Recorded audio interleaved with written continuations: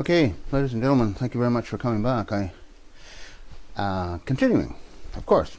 So, I want to talk about we had a Prime Minister, most of them have been from Quebec. His name is Paul Martin. And Paul Martin got an invite to go to America. And Vicente Fox, the president of Mexico, got the same invitation to go to America. And they met with, I believe it's G.H.W. Bush, at Waco, Texas. Just a second. My crew is laughing about something here. It says Waco. It's Waco? Why is it spelled like that? That's Waco. All right, Waco. Waco, Texas. Waco. And after meeting with the President of the United States, they entered into a treaty, which for me was amazing. I didn't know that. I feel like I should call our Prime Minister our dear leader like they do in North Korea, because he has ultimate control and can do practically anything at any time without consulting Parliament or without consulting anyone, which is truly amazing, I think, in a free and democratic society, which we used to be until our new Constitution of 1981. And then everything disappeared. All our rights disappeared. Everything disappeared. However, let me get back to this treaty. The treaty at Waco, I believe G.H.W. Bush sent some military people in and they burned a whole bunch of people alive. Like something like that. You know, some Americans out there they know the whole story probably. Anyway, the military killed a whole bunch of Americans. Not sure why they did that. Anyway, let's go back to the treaty. The treaty said this: American police can cross a border into Canada or cross a border into Mexico without permission. That they would have jurisdiction to do so if they're looking for someone that has an arrest warrant. Okay.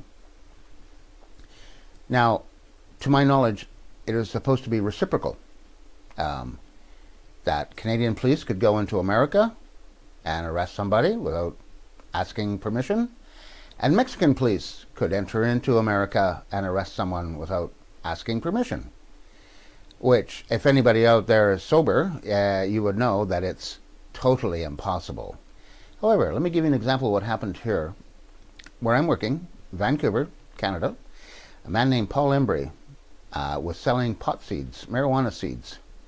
He put them in envelopes and he mailed them to people in America, probably anywhere. And in Canada, this is not illegal. It's not considered a drug. It is a seed, a plant seed.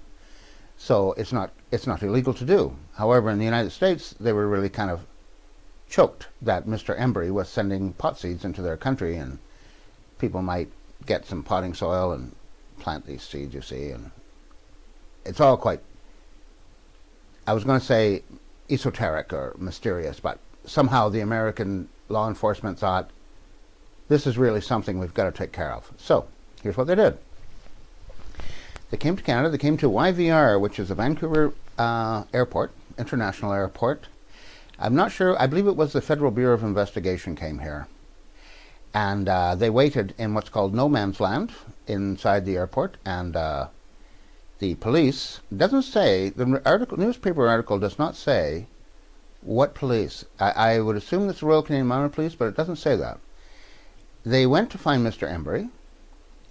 He is not arrested. He is put in the back seat of a police car, and he's driven to the Vancouver airport. Now, the newspaper, there's not many details. It's not many details. It's not like when Glenn Clark, they shook him down, the RCMP, and they brought a camera crew with them.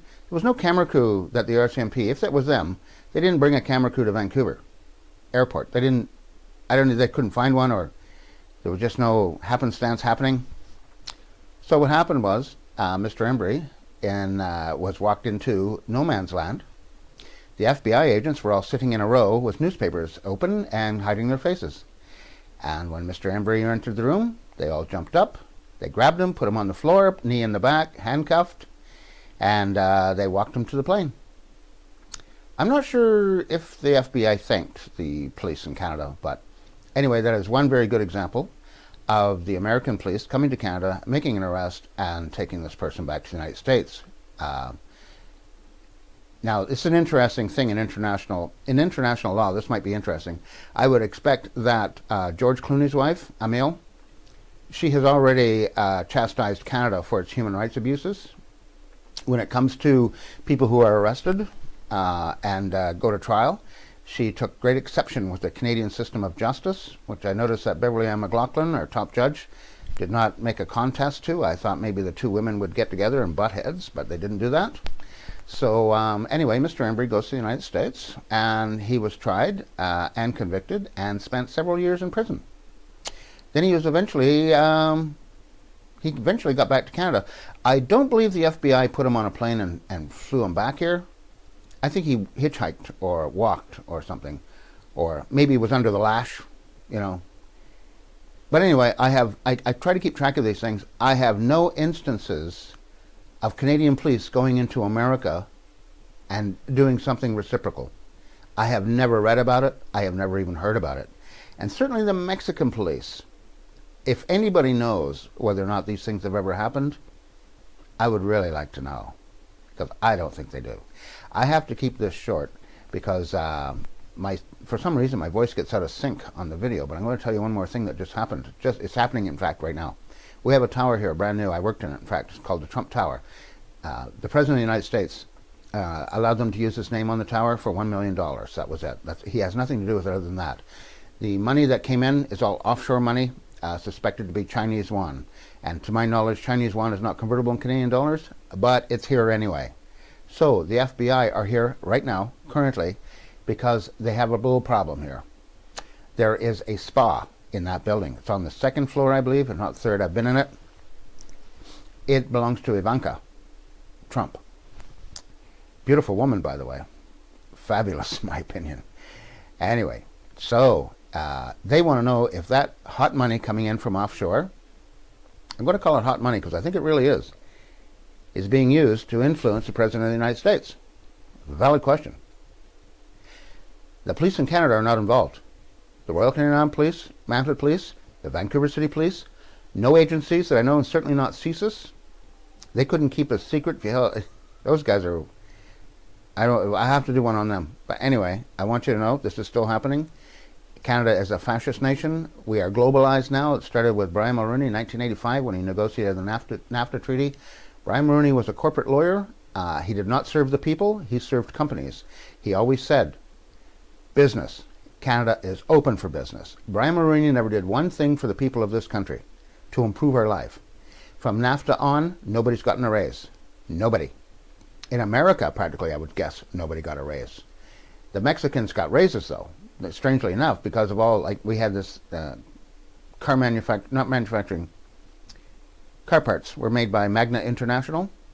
Magna International profited very handsomely by the Canadian government because he created a lot of jobs in Ontario mostly, but also in Quebec, the province of Quebec, which is actually not a part of Canada anymore, but it used to be. Anyway, Magna International moved offshore when they, as he said when he was leaving, Frank Stronach is his name, he said, money has no national love at all. Money just moves anywhere it wants to go in the world. So he left Canada high and dry after taking all of our money and, you know, becoming a multimillionaire several times over. He's probably actually a billionaire. But his daughter did get a seat in Parliament. She was a member of Parliament for a while, and she used to date Ty Domi, hockey player.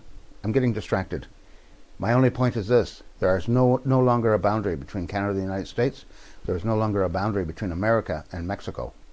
Mr. Trump's trying to build a wall, but you're going to have to do something with that treaty that was signed by Vincenzo Fox and Paul Martin to put the boundaries back. Thank you for listening. I got to talk to Colombo. I'm going to do something with my audio right now. Everyone take care. Thanks for coming in. Bye.